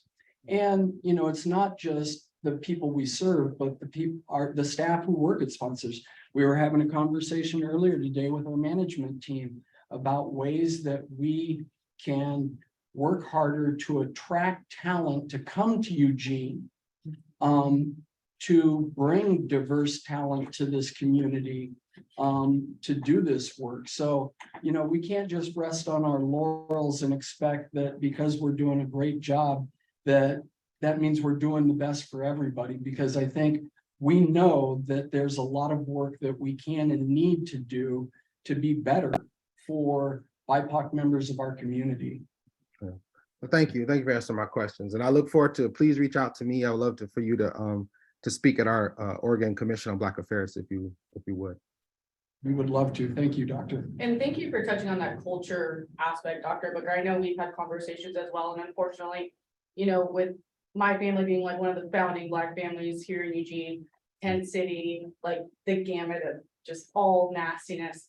I think that is really important to recognize that historically, like we've made attempts, and I say we because I just say family, Black community have made attempts, but then we've been rejected. So I think it's nice that we're in a position where things seem to be changing, and it's kind of like this pendulum is swinging, to actually celebrate and be super proud of what we're doing, like the MLK events that are happening this weekend. I'm excited to participate, and I'm glad that we're showing up in bigger numbers now. So I do think that is swinging, and I hope it can also be kind of through the sponsors as far as like introducing some of these cultural things here that we have locally too for our Black community. Yes, thank you. Commissioner Webb. Thank you, Mr. Chairman. Thank you so much, Paul, and your colleagues for coming to share with us on what you do. The work you do is definitely very important. I really believe that, inmates who put in their time, serve their time, should have a second chance to reintegrate into society. And for some, your organization may be just what they need to succeed. So, when thinking of recidivism, gainful employment seems to be an important factor, in whether they succeed or not. And to be able to procure permanent, housing, the means to put food on their table, et cetera. I just can't wrap my head around the scope of your work. It is just so vast. So for instance, one of my question in my head would be, when you think about recidivism, one of the challenges is how do you convince someone who once makes, a great deal of money through illegal means to suddenly, not suddenly, but through time to accept work that pays so much less than what they used to make, right? Yeah. And then you also have those folks who had power when they were doing the illegal type work, to suddenly take, orders from somebody else, to suddenly become almost in an inferior position. I really do have a great, amount of respect for you and for the sponsors that you work with. And so thank you so much for, for coming to present. And I hope that you can make your slideshow presentation, available to us later so that we can, I would definitely like to be able to look it over again. There's a lot of information there. Really appreciate it. Thank you so much. Yeah, we'd be happy to share that with you. Your question is a good one. I'll try and answer it a couple of ways. I think for a lot of the people who wind up in prison, they spent a lot of time hustling. And, a lot of them operated from a place of hopelessness. And oftentimes that would drive the criminal behavior. And so getting people to channel the energy that they spent selling drugs, breaking into cars, whatever the behavior was, into something that is positive, can be really powerful. And with the knowledge that they don't have somebody looking over their shoulder, they don't have to worry about getting pulled over, I think for most people is pretty desirable. The challenge is oftentimes we're asking people to start in entry-level jobs where they're making barely more than minimum wage. They've got all sorts of debts that they have to pay, court fines and fees, and have very little disposable income. And so it takes a great deal of resolve, I think, for people to stay the course. And that's why we try and wrap services around them and supports. And I think our mentorship program is a great example of ways that people are able to engage in the community in ways that don't necessarily cost a lot of money, but to go fishing, to go whitewater rafting, to go snowshoeing, to, go bowling. And granted, these things cost money, but they're not outrageously expensive. And people oftentimes get really passionate about these things. And I think they can replace some of the behaviors that led them to getting in trouble in the past. But your point is well taken. I think the economics are incredibly challenging, and it would be a tall order for anybody. I am constantly amazed at what our clients, our participants are able to overcome, through determination, grit, hard work, ingenuity to succeed. It's not an easy task. I think I would add to that, to Paul's excellent response, that it is extremely humbling and pretty distasteful for some folks to recognize I need to take a minimum wage job. This is all that's available to me. And people are treating me with a different level of, I don't want to say respect, because I don't think it's that, but rather that I'm being directed and I'm not accustomed to that. prison undoes a certain amount of that. There are still people who are shot calling in prison, but you are under the auspices of the correctional system. So the amount of power that's stripped from you in prison, I think, is partly the longer people are in, the more that they really, really don't want to go back. And we find that oftentimes the people who have done the most time are the people who are most successful on the outside. They are not going back there. And so part of our job is to say, this is temporary. This is painful, this situation that you're in right now. And it doesn't have to be forever. This is the right now, so that we can make the plan to get you to where you want to be. And how can we keep checking in about that when, you know, maybe you have to take a job in a fast food situation. And that's often what we're finding with a lot of women needing to go into hospitality, because the higher wage jobs are discriminating against women oftentimes in some of these more manual labor fields. We're working against that. We're trying to combat that, but that's what we're finding a lot. And to say, you show them your skills so that eventually you can be promoted to a managerial position, but you can't walk into that yet because you don't have the experience doing that, but you show them. And then you'll be able to, and then you'll be able to, and then you'll be able to. And when you watch people begin to start making decisions that maybe don't look aligned with where they wanted to go, to be able to gently just note that, not convince them that they need to make different choices, but I'm noting that this is what you identified as where you wanted to take your life. And I'm a little bit wondering what's happening that's making you choose to go this direction. We do a lot of motivational interviewing techniques and things like that to try to help people stay focused on the long game. Thank you for that. You know, to also touch on a point that Paul made earlier, I think, you know, regarding people who sell drugs, you know, I think there's also the possibility that once they're out, you know, the people they hung up with before, colleagues and drug dealing, whatever, you know, might come knocking on their door to entice them to go back. And in some cases, there is not a choice, you know, just because they've served time that the court had, had ordered them to serve. It doesn't mean that once they come out, their obligation to their crew, you know, is over. It's not, you know, so I think that's the other challenge that you guys have to face, you know, in dealing with the individual's past, is not just moving forward, everything's great, you know, you got a fresh start. It's not that easy, I think, you know, so lots of, you know, respect for what you guys do. I really appreciate you coming, and thank you so much for answering my question. Thank you. Commissioner Shivers?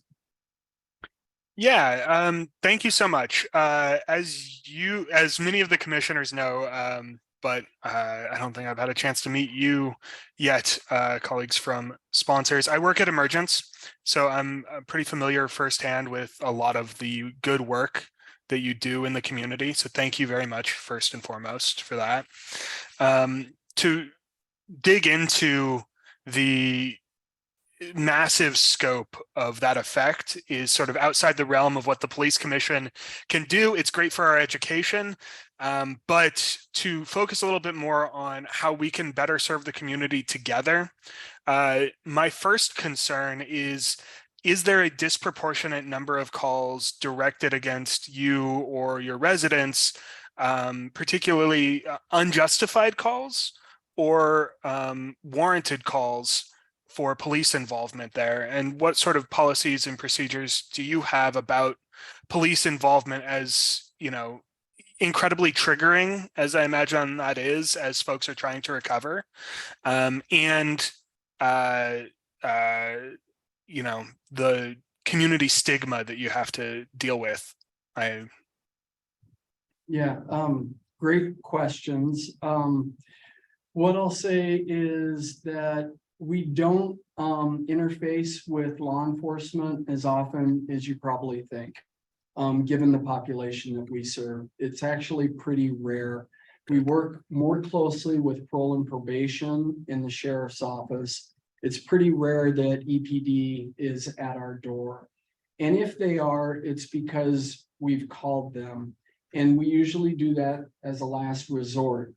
More often than not, it's had to do with transients on our property, particularly on Highway 99, who come on the property intoxicated, are, trying to start fights or creating havoc. It's rare that it's our clients. It's rare that there are calls for service because of criminal behavior on our properties. It does occur, but not very often. And it's one of the things that I'm really proud of. When we go into a neighborhood and say, we want to build a new housing community here, and we're gonna place 50 people with conviction histories, you can imagine the response we get. It's not exactly open arms, but we have worked diligently with neighborhoods to educate them, to talk about our history in this community, to have them look at our other properties, to see the way we manage them. And usually what happens is after we're in a community for a period of time, they embrace us. The perceived problems don't come to pass, and things work out fine.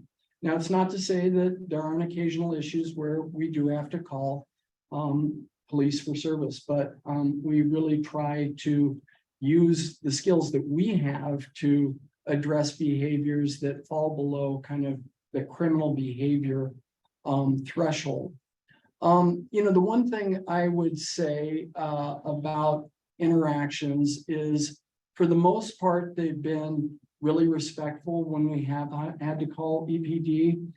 There have been some situations in the past where arrests were made on our property. There was one situation where the SWAT team was called to arrest a person who had an assault warrant out on them.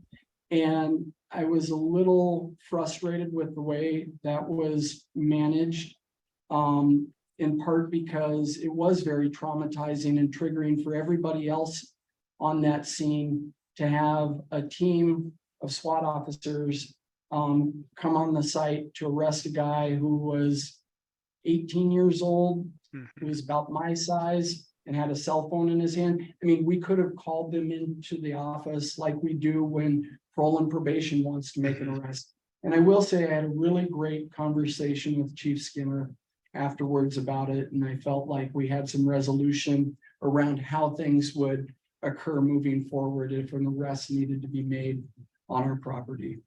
Excellent. But that's a great question. Thank you. Follow up really quickly. I've knocked doors for houses that some have been successful, some have not been. Going into neighborhoods, I think that that might be a way that our missions, both as a community organization and as a commission dedicated to neighborhood involvement and safe involvement in community safety, align. So if I don't think there's any official partnership, but I, for one, would love to participate if you have any future plans like that, and we can amplify that message. The second follow-up thought is that schools are, we talk about community-centered policing a lot. Officers who have a dedicated beat. This is probably not a question for you, Paul, but more for the department. Do we have any dedicated officers for specific areas like sponsors, the way we do for school districts and stuff? So we just converted over to east and west side units. Okay. So for 7 years, I was actually technically a west side unit. Sponsors had 3 different locations, all that, I was privy to the calls for service there. For the record, I only responded to sponsors 3 times. 2 of them were for victims who were calling, who were clients, and also victims calling them community concerns. So they were the victim of something, whereas one was just a verbal dispute. But we are now east side and west side officers, so that's a little different. Now, we used to have designated beats. We still kind of have them in a sense that we have designators over our radio, but we're east and west side now. I would love to see resource officers dedicated to sensitive areas the same way we do to schools. Or we only have 1 for schools, so to kind of dispel that, I'm the only resource officer. I'm a youth services officer for the entire Bethel School District. That's 11 schools. Orj does not have any school resource officers. So our hands are a little tied with that, I'm sure, because of numbers, and maybe Sergeant Smith can speak more to that. Yeah, and it's not a conversation tonight for tonight. It's just planting a seed perhaps for later, and increased involvement there. And I forgot the third point, so I'll yield the rest of my time. I made a note, how can we work together? Sean, We really Commissioner just Shively. don't have a lot of calls from sponsors. Right. I mean, we Yeah. really don't. Our heavy call load is definitely elsewhere. Like I said, 7 years of only going to y'all's place 3 times, and one was actually for a verbal dispute order. The other ones were because your clients were victims of community crimes. I mean, that kind of speaks volumes. Yeah, I'm not concerned about like a hive of scum and villainy, right? I'm concerned about inflicting trauma. I'm glad my joke lands with someone. I'd like to anecdotally, when I worked on downtown, my team worked closely with different programs within the community, and so we work really closely with parole and probation, we work really closely with sponsors. And so those relationships are embedded already in the police department for a lengthy amount of time, historically, if you look at it. And so as transition of newer officers and newer probation officers, I think that those relationships and that is going to continue, and I hope that it continues to be fostered. So I think that's why you don't see a lot of perhaps response from the police there, because they're doing really great in their programs. And I think the police, as officers, we want the clients to be successful, because if they're successful, then it's great for our community and it's great for them. So I don't just thought I want to add. Excellent. Thank you. We have Commissioner, Counselor, and I spoke to her earlier, and it was also one of those things that I love our commission because the diversity that we have in the commission, all the different elements that we have. So we have 2 counselors, Eugene City Councilors, who are on this commission. One is here, Jennifer Ye. So she has the next question, but I just want to, and we have a new executive director. A lot of these relationships that they're talking about, as he's moving out, you're the person in charge. So that's why it was very important to me. And I appreciate you being here for this first, we're starting off the year here. And that's a good place to be. So go ahead with your question. Yes, thank you, Chair. So first, I just want to say I have a very close family member who went through a sponsors like program. You can't prove it made a difference, I suppose. Maybe they could have done it on their own, maybe they couldn't, but they're in a really good place. So thank you for existing. I don't know those people. I can't thank them, but I can thank you. So thank you. My question is, from out of the population that would benefit from your services from your guys' perspective, what percentage do you think you're able to reach? Yeah, that's a great question, Commissioner, Counselor. Jennifer's fine. For the prison population, it's close to 100%, and it didn't used to be that way. When I started, we had a wait list that if people didn't start the application process like a year in advance, they probably weren't going to get a bed. Today, we're able to meet, I would say, high 90s% of the people releasing from prison that want to come to sponsors. The jail population is different. That's an unmet need. And I'd say about 25% of our population are folks coming from the jail. And we could probably build another 50 to 75 bed facility to meet the demand for that population. I'll also say that the jail population is a little different, right? In prison, people have been locked up for years. If they have severe substance abuse issues, not that drugs don't get into prison, they do, but they're more than likely going to be clean when they come out. Whereas in jail, sometimes we get people that have been on a 6-month meth binge and been clean for all of 48 hours and have a lot of deferred health needs, behavioral health crises. So it is a more challenging population to work with.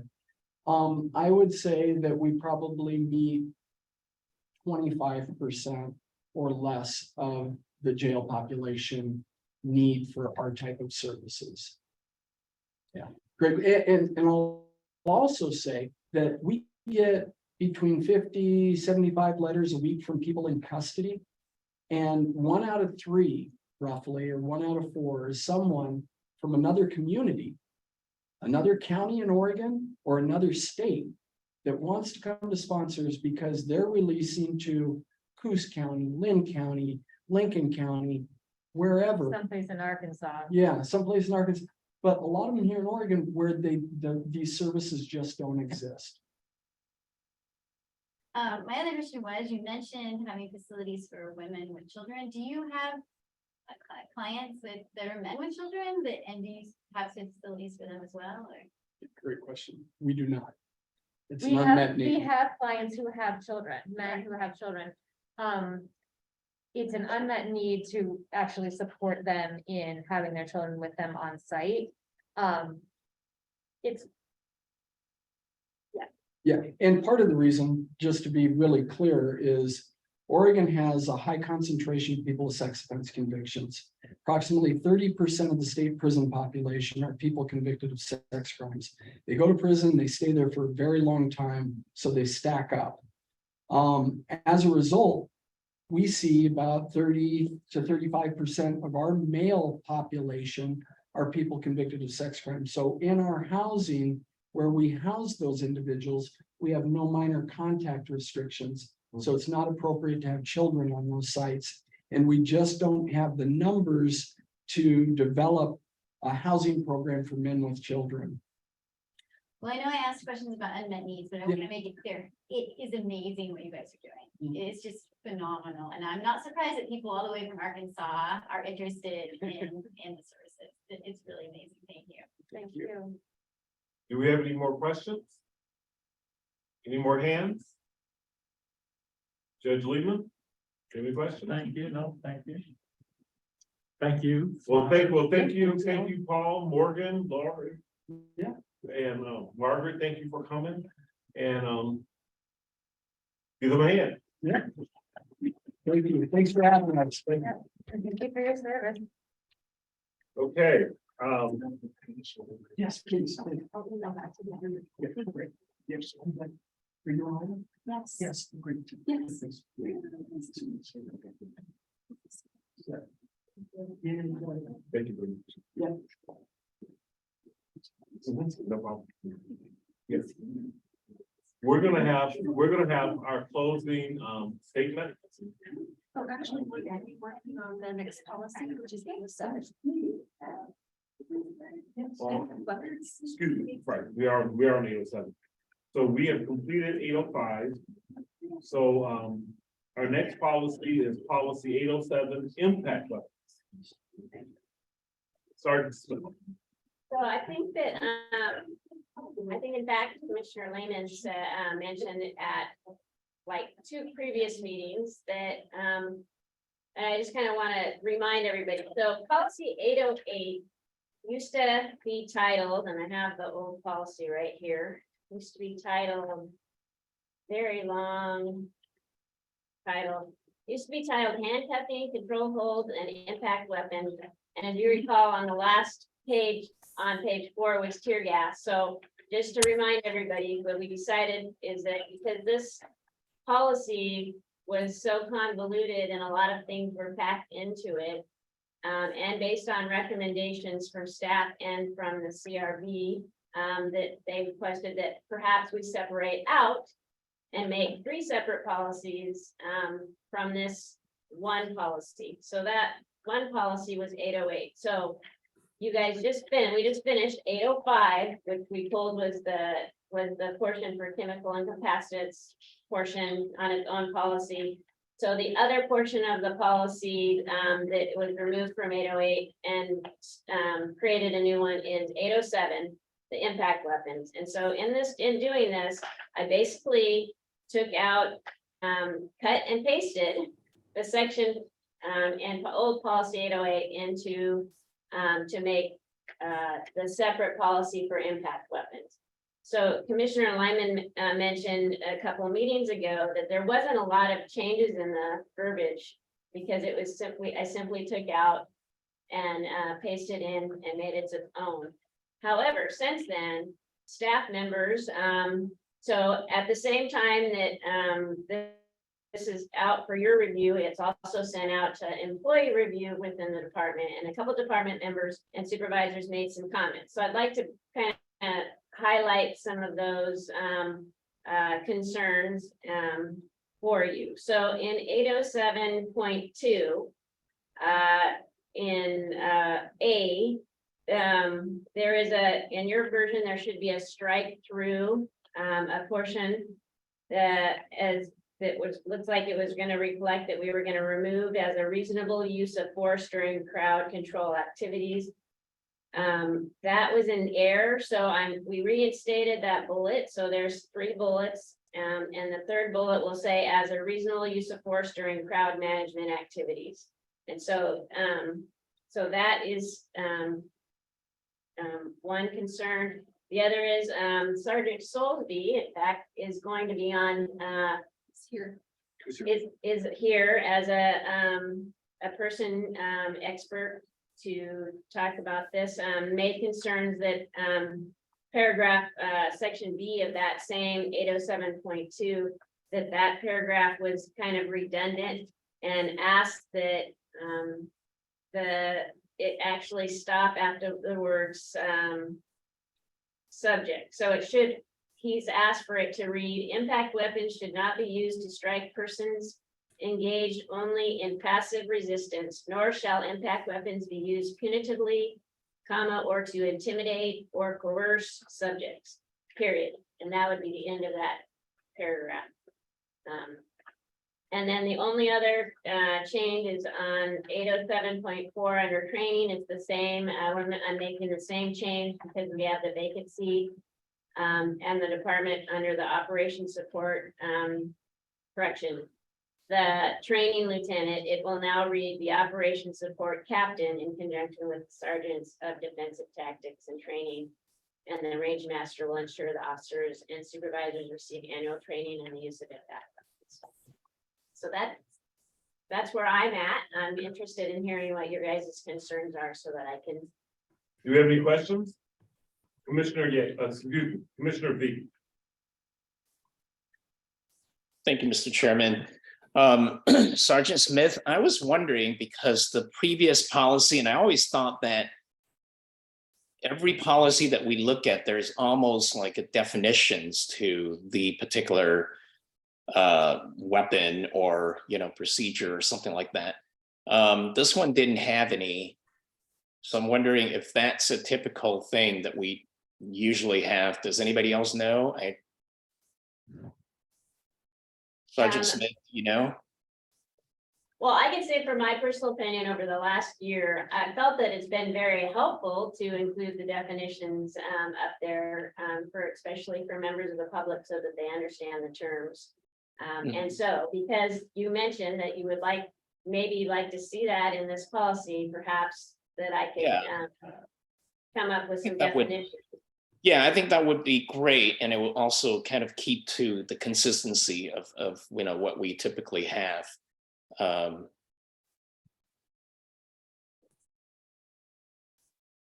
Thank you. Commissioner Wyman. Thank you. Yes, Sergeant, thank you for your work on this. I just have a question as I look at the reintroduction of the bullet point as a reasonable use of force during crowd control activities. And then the very first sentence of B should not be used to strike persons engaged only in passive resistance. And that's just a question. It's not, I don't know what's right or wrong, but couldn't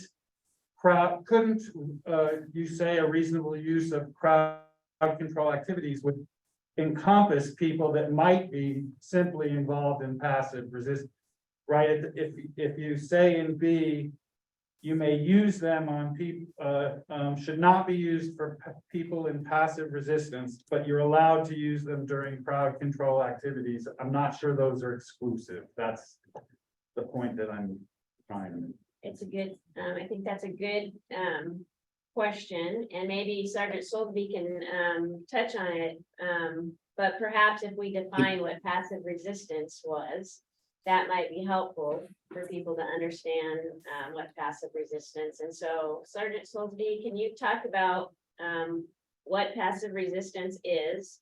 And then talk about the reasonable use of force during crowd management activities. Can you guys hear me? Yes. Yes? Yes. Okay, great.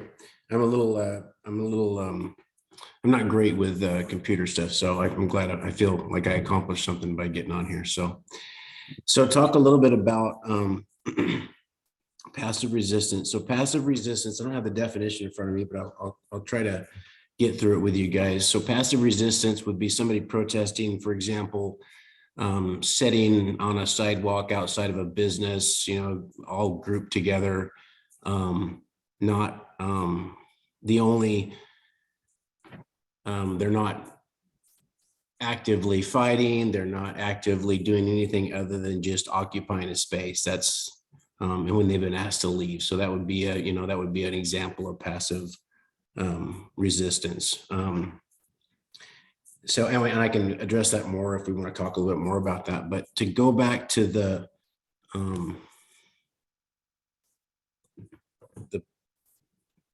bullet point that was stricken and then taken back, I talked to Sergeant Smith about this earlier, and my concern with this is if you guys remove this, it really restricts limits and really changes the way and the tools the police have to do crowd management. For instance, if there's, and I'll try to use examples that we've had in Eugene, but for instance, if somebody's occupying Ferry Street Bridge, blocking traffic, 200 people, we've had that in the past. They've been given admonishments, several, a large amount of time has passed, and the decision is made by police command that we're going to move these people without the ability to use a low level of force or surrounding the way we've trained, i.e. the PR-24 or a straight baton, to not necessarily make contact with the group, but use it in a, I hate the word use menacing, but in a movement that demonstrates that if they stay put, they could potentially be, pushed by this baton or struck by the baton. That's a tactic that we've used in the past, and it's a tactic that if you take away, it's really going to limit our response. If police command intends to move these people without the ability to have the police armed with a baton to protect themselves and to assist the crowd in moving off of an area, i.e. the Ferry Street Bridge, you're going to allow them to stay, or you'd have to use gas, or it really limits the amount of tools. So that's the first thing that came to my mind when I saw that that was stricken from the policy. Does that make sense to you guys at all? Or is there questions around that? Well, I still just think that even with your example, that those people on the Ferry Street Bridge could be described as engaging in passive resistance because they're simply blocking traffic. And I'm not suggesting, I don't have a strong opinion. I just think that unless you were prepared to say that it would not, it sounds like you're saying sometimes it is reasonable to apply, and it's limited to the ASP and the PR-24. It is reasonable sometimes to apply it to passive resistance, is what I'm hearing you saying, and that is contrary to what the policy reads. Right.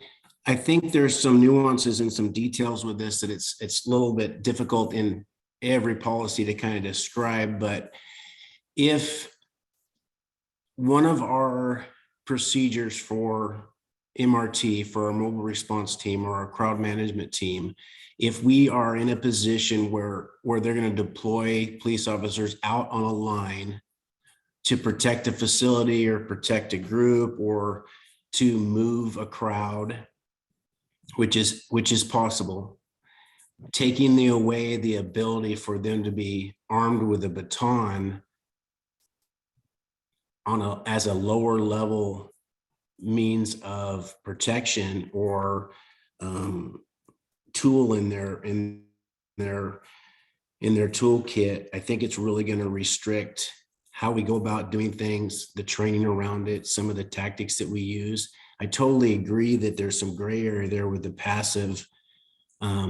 We certainly don't want someone being struck with a baton or a impact weapon that's, just sitting there trespassing and not moving on our commands.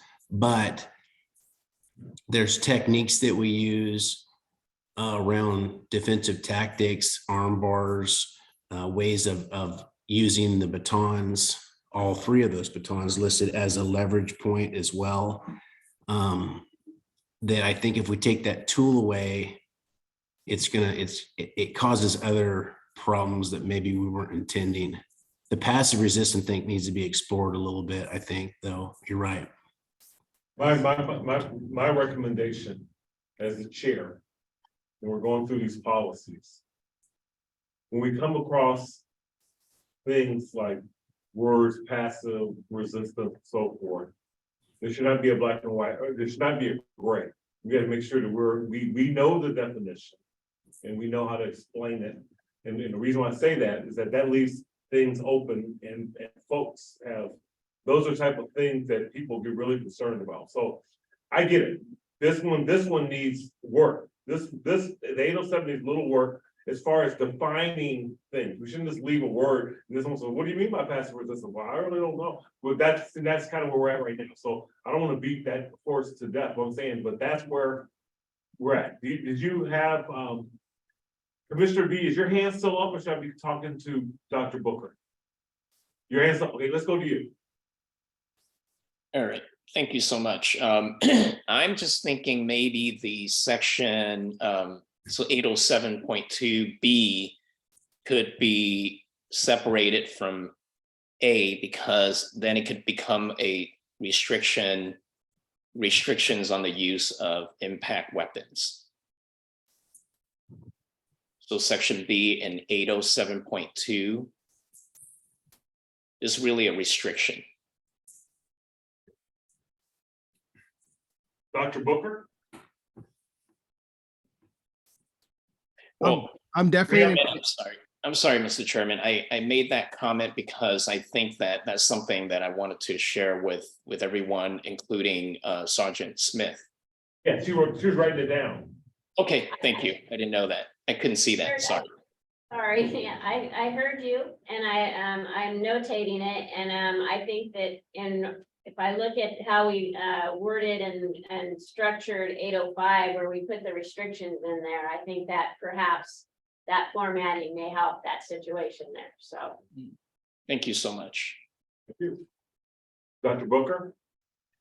Yes, I definitely think we need to explore the passive aggressive text. The example that the officer used brought back. So I'm thinking, when he said that, I thought of Selma. I thought of Martin Luther King marching across the bridge, and this passive aggressive term being used and utilized by officers and however they felt that day. And then they use policy to back up their action. So I definitely think that the passive aggressive is too subjective and it needs to be more streamlined. It needs to be more definitive. Yeah, that's my take on that. And definitely we need to explore that if people aren't in agreement. Mr. Shivers? Yeah, so I see Pepperball under 807.3. Is that not a chemical irritant? Is my question, I guess. Or are we just talking about the inert version of the chalk balls or whatever they're called? So can I speak to that? Yes, please. So it falls into two categories. You're right. If it's the inert version, it's just a talcum powder. So it would be considered just an impact weapon, a long range impact. if it's got a chemical agent in it, pepper or CS, then it would fall under both categories. You're using a chemical munition and you're using an impact weapon to deliver it, long range impact weapon. Excellent. Yeah, so a little bit more clarity around that in 807.3. And then when we look at 807.2A, my concern is that the wording as written to me reads as though impact weapons are categorically a reasonable use of force during crowd control activities. So if we do put it back in, I would love to see more more acknowledgement that it is not by default reasonable. Commissioner Hawkins? Thank you, Chair. My apologies for not having the policy in front of me right now to be able to call out the specific section. I would like to call out the word should in the part that says that this weapon should not be used in these particular scenarios. I think that the word should implies a judgment call on the part of the officer. And to Dr. Booker's point about there are so many cases where it appears, at least to the public, that it depends on what mood the officer was in that day. So I would like to see a little bit more structure on that, not only for the appearance to the public that yes, we are taking a strong stance on this, but also to protect our officers from being in a position where they have to justify making a judgment call that feels really squishy to me.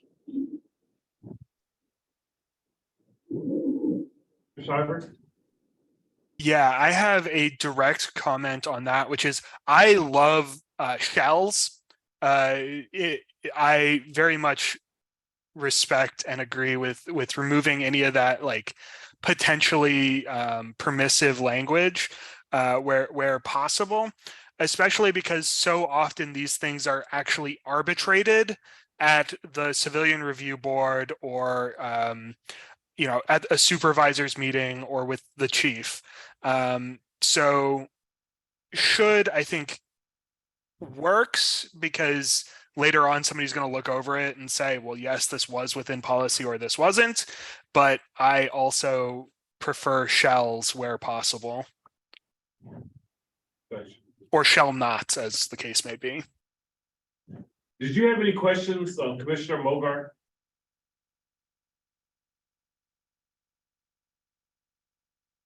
Commissioner Mogart? And I'm asking because I can't see. Yeah, I don't have any comment. Okay. I had to unmute. No problem. Commissioner Booker? Oh, nothing. I need to lower my hand. My apologies. No problem. So we all, I would say that she has heard the comments from all the commissioners. So we need to table 807. 807 needs to have some more work to it. So we'll have them work on suggestions that we had and we'll bring that back. But thank everyone for your due diligence because there was just some things that one needed a little work on. So other than that, I believe we have Commissioner closing statements. We'll start with Councilor Ye. Thank you. I don't have much except for I thought that today's presentation was particularly interesting. So I don't know whose idea it was, but whoever it was, thank you. Good job, Chair. Good job. Commissioner Lemon. Thank you, Chair. I just kind of wanted to reiterate the last comment that we are very lucky to have sponsors here in Lane County. And I really appreciated that presentation. Thank you. Thank you. Commissioner Lyman. Nothing other than to say thank you for bringing sponsors. It was very informative. Thank you. Thank you. Commissioner Booker. Oh, thank you, Chair, for the acknowledgement. Thank you for our fellow commissioners and police officers who are part of the commission. one thing I would like, if we could have more guest speakers, I like this. One guest speaker I would like to see we can have is the district attorney. And then maybe the police union chief or president. I think a good thing to know is as being on a police commission, it's good to be knowledgeable on how the system works together cohesively. So it's good to know how the DA works with the police unions and the judges and et cetera, and so that we make an effective and quality policy. That's all. Thank you. Oh, thank you. Commissioner Hawkins? Thank you, Chair. First of all, I'd like to extend my thanks to the officer who is leaving the police commission. The service that you've provided and the perspective that you bring is fantastic. So I appreciate your prior service and wish you well as you spend more time with your family and continue doing your full-time job. I did actually last week have the opportunity to attend that multicultural connection event that we were invited to, and it was actually very pleasant. Live music was provided by the Invisibles, Eric Richardson and his trio. And I enjoy receiving invitations like that to not only appear on behalf of the police commission, but also just because there are so many different things. We have a fantastic town, and any opportunity to provide visibility and also to gain more insight into what's happening in our community is fantastic. So Holly, please keep those invitations coming. Thank you. Commissioner Wynn? Yes, I would also like to thank Officer Tester for being here with us for the last 2 years. It's been great working with you, and I hope we'll see you again. And also want to thank Chair Boggs for bringing sponsors to our table tonight. I've learned a lot, and I hope to be able to see that presentation and be able to take my time digesting the information. So thank you. Thank you. Commissioner Mogart? Yeah, I want to thank Paul and the rest of the sponsors that came out and spoke to us today. I was actually at the opening of the facility at Roosevelt Crossing, and that was several years ago. The space was really beautiful. The people that we had there that were speaking to it were great. It was a good time, and I think that's actually when I first met Paul. And so any kind of stuff that's dealing with sponsors, I think, is a good application of our time. So that was cool. Also, I want to thank Dr. Booker for bringing up Selma. Sometimes I think passive resistance is one of the only things that we can do to show our political clout in different situations, and despite the fact that the bridge was the usage of the officers' use tonight for if people take over a bridge, how are we going to move them? I think quite often of different people that are sitting in different hallways or different areas where they're not doing anything that's actively they're just being there is an act of civil disobedience, and I want to appreciate that constitutional right that we all have to protest in such a way.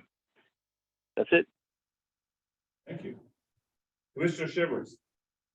Yeah, I want to thank Naivasha for being the union representative for so long and doing such a wonderful job.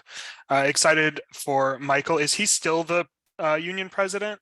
Yes. Excited to have him join the table. And sorry to see you go. I also really enjoy all these informational sessions, but I really want to thank Scott Lemons for refocusing on what role we have as the commission with these folks that we bring in, because it's difficult to stay focused on community improvement, and we're never going to know everything, and we still have to make decisions, and it's hard, and I'm glad to do it with such a wonderful group of folks. Thank you. So I'm last. Excuse me, let's have Commissioner Winbrow. Hi there. Yeah, sorry that my video's off, not feeling super well. Officer Tester just wanted to jump on the fashionable bandwagon and just thank you so much, not just for your presence here, but also your work in the Bethel School District. I really harken back to the conversation we had over Zoom about art and the work that you do with youth. And yeah, your presence is so appreciated, but we also really advocate for officer wellness through policy and through practice as well. So really looking forward to you being able to find that work-life balance and be able to spend some well-deserved time with your family. Thank you, Chair, for bringing together that lively discussion, and looking forward to joining in person when I have my operatic talking voice back in action. Thanks so much. I never got a chance to meet Sam Reynolds, but I did meet and met Maddie Reynolds, they're both deceased. So I met her. So she knew who Dallas Barnes was, and I knew who she was. And I was a member, still a member of St. Mark's Church, although I don't go as often as I should. And I'll tell you this. That lady would be so proud of a grandchild who is doing the work, the good work that you're doing. And I'm sharing that because I know, I just know. And thank you for the time you were on this committee. We appreciate it. And it will be some big shoes for Michael to fill, but you mean a lot. So although you might not be on the committee, your service to the police force, your service to the Black community, and I definitely can speak on that. And I'm telling you that, you know, although it's important that you spend time with your family, so that we all understand that. But let me tell you, as the dynamic of that family might give you more time to get back on these type of things, you need to do it because you are needed. So thank you very much. Thank you, I really appreciate it. Yeah, our meeting is done. Thank you. Thank you. Yeah. Thank you, Officer Tester. Thank you.